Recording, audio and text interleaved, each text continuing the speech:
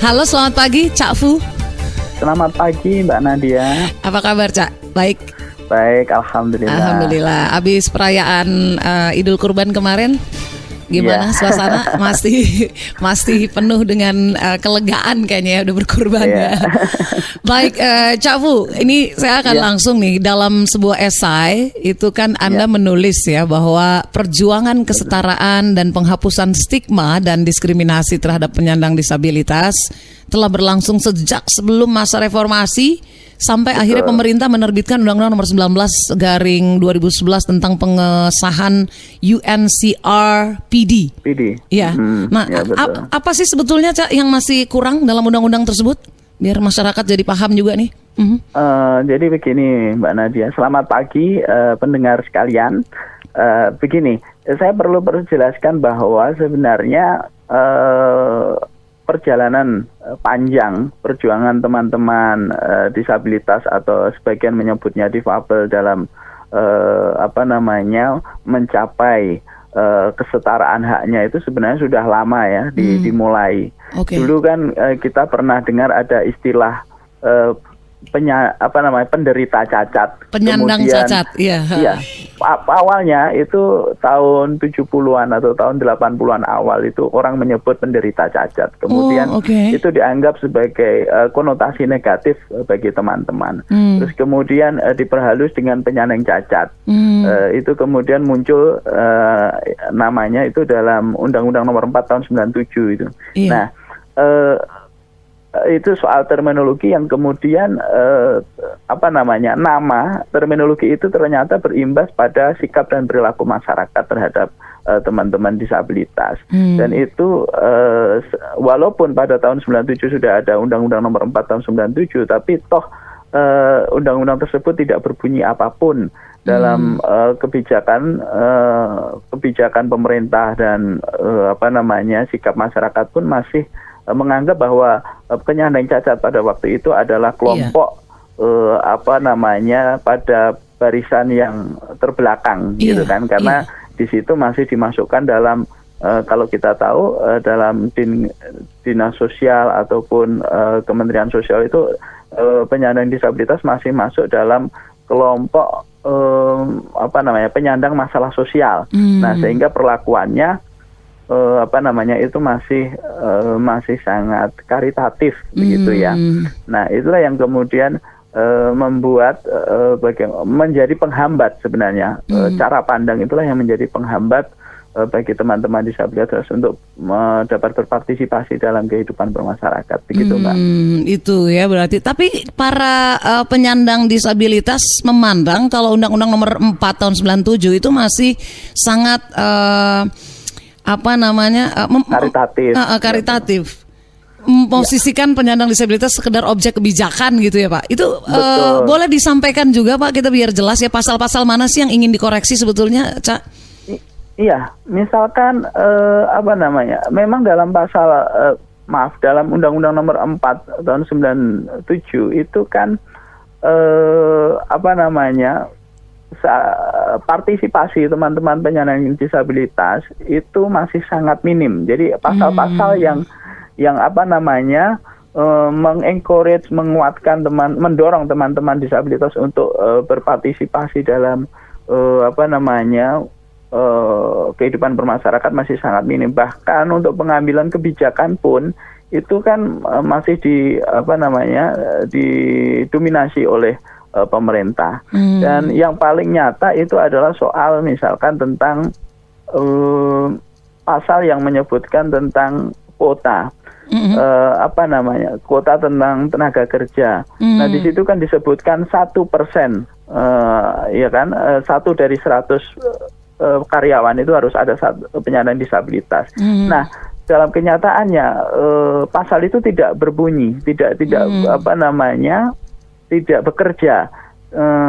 Karena apa? Karena memang sanksi dari pasal tersebut tidak dilakukan dengan kuat. Bahkan misalkan ada beberapa pasal, saya lupa pasalnya itu, yang menyangkut tentang bahwa seluruh fasilitas umum itu harus dibangun ramah terhadap penyandang disabilitas, mulai dari transportasi, kemudian public building.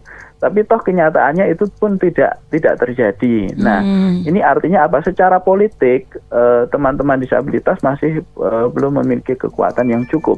Gitu.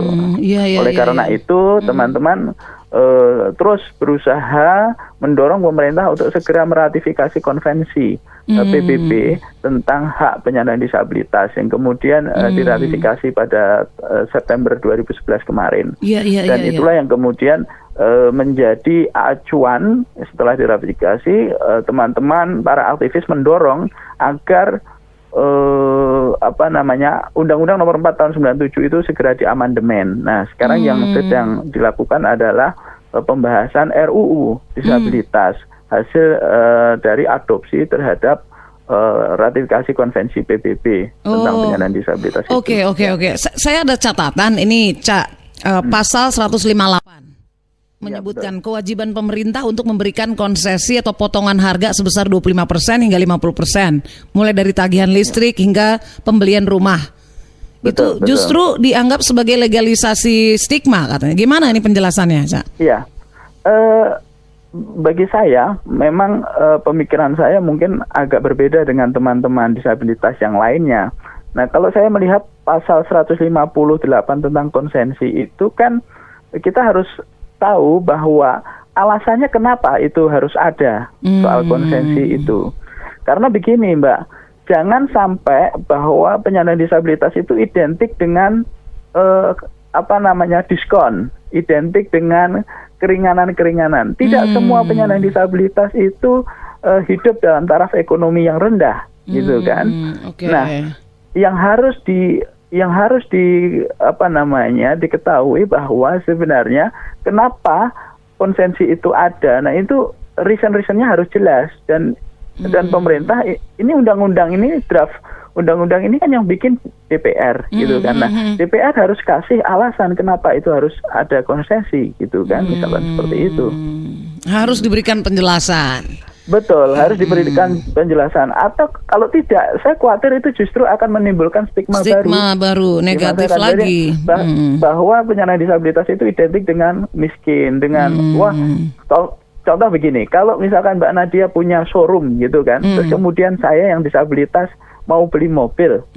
Nah, Mbak Nadia pasti berpikir, wah ini disabilitas pasti nanti minta diskon gitu kan. Nah, orang frame-nya harus orang sudah berpikir seperti itu gitu loh.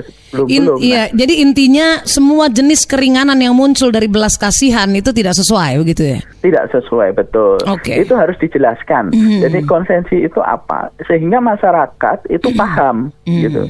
Sebenarnya kalau soal konsensi kan tidak harus penyandang disabilitas. Semua orang miskin di Indonesia kan butuh konsensi. Yes. Gitu kan? Baiklah. Nah, kini RUU disabilitas kabarnya kan akan dituntaskan tahun ini, Cak. Betul. Nah, untuk menjamin penyandang disabilitas memiliki hak yang sama dalam memperoleh akses kehidupan. Nah, tapi Anda melihatnya sebagai legalisasi stigma. Gimana, Cak Fu? Persisnya pandangan Anda tentang RUU tersebut kalau secara umum? Jadi begini, Mbak, RUU DPR itu kan tidak melakukan public hearing ya. Dengar pendapat dengan para teman-teman disabilitas di luar sana. Itu banyak sekali pemikiran teman-teman disabilitas tentang dirinya sendiri, yang mereka khawatir bahwa sama sebenarnya kekhawatirannya dengan saya terhadap RUU ini.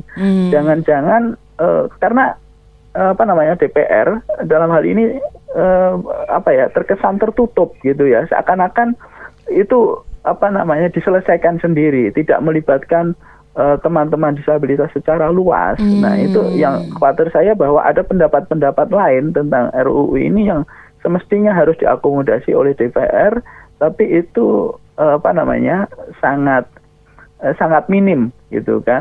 Nah, pandangan saya adalah di situ banyak pasal-pasal bumerang, Mbak. Kalau saya tulis di artikel saya kan. Jadi pasal bumerang itu artinya begini, kelihatannya pasal itu bagus, tapi kita lebih mendalam, pasal-pasal tersebut itu ada nyata-nyatanya adalah kembali menguatkan stigma yang selama ini sudah dihadapi oleh teman-teman disabilitas. Teman-teman disabilitas ini kan stigmanya sangat kuat sekali, misalkan sebagai kelompok yang tidak punya kapasitas, lemah sumber daya, pendidikan rendah, miskin, perlu dibantu, perlu dikasihani. Nah, ini kalau pasal-pasal ini tidak direvisi, yang saya sebut sebagai pasal bumerang, ini saya khawatir bahwa nanti masyarakat akan lebih menstigmakan gitu kan, menguatkan stigma itu terhadap teman-teman penyandang disabilitas. Oke, jadi optimiskah Anda, Cak Fu, bahwa akan kita hasilkan nanti undang-undang disabilitas yang mampu menciptakan kesetaraan, bukan sekedar memperkuat stigma? Kalau DPR tidak membuka pintu masukan dari teman-teman disabilitas, saya pesimis bahwa undang-undang ini akan mampu mengangkat derajat dan harkat teman-teman penyandang disabilitas.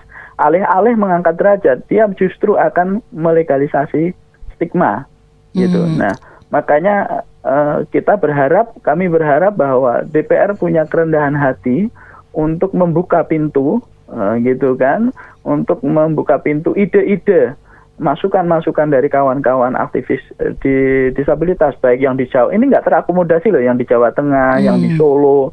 Semua teman-teman mungkin yang masuk mungkin yang lingkar Jakarta saja gitu loh. Tapi sudah melakukan usaha-usaha, upaya-upaya untuk menyampaikan aspirasi. Saya sudah mengirim surat dari Pusat Kajian Disabilitas Universitas Indonesia, sudah mengirim surat tentang ini, dilampiri oleh artikel saya ini, dan juga dari teman-teman yang lain rupanya sudah mengirim surat ke Panja dan Komisi 8 gitu ya. Tapi belum direspons.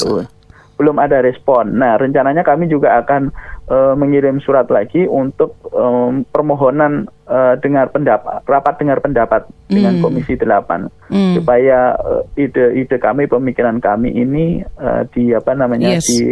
diakomodasi. Baik. Karena targetnya sebenarnya bukan RUU itu jadi atau tidak. Ini kan anggota DPR tidak punya kepentingan politis ini terhadap RUU disabilitas. Beda dengan Undang-Undang MD3, Mbak, Undang-Undang Pilkada dan Undang-Undang Presiden. Nah, itu kan pasti mereka akan membahasnya lebih dalam. Tapi kalau Undang-Undang disabilitas, saya yakin mereka tidak akan membahas begitu intens. Makanya Cak ini berbahaya kalau Cak, kalau misalnya nih suratnya juga nggak direspon sampai jangka waktu sekian lama gitu, apa upaya lain yang akan dilakukan untuk mengawal agar dihasilkan undang-undang yang sesuai dengan harapan?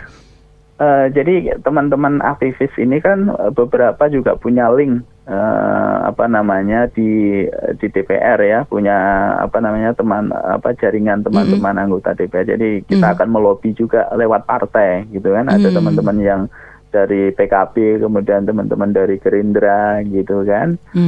Nah, kita coba untuk melobi, jadi surat dikirim tapi lobby personal juga tetap dilakukan, Mbak.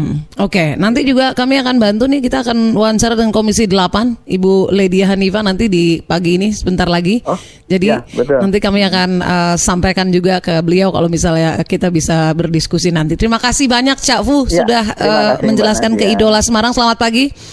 Selamat pagi. Ya, demikian Mitra Idola, kita baru saja berbincang dengan Cak Fu atau Bahrul Fuad, Research Associate Pusat Kajian Disabilitas Universitas Indonesia UI.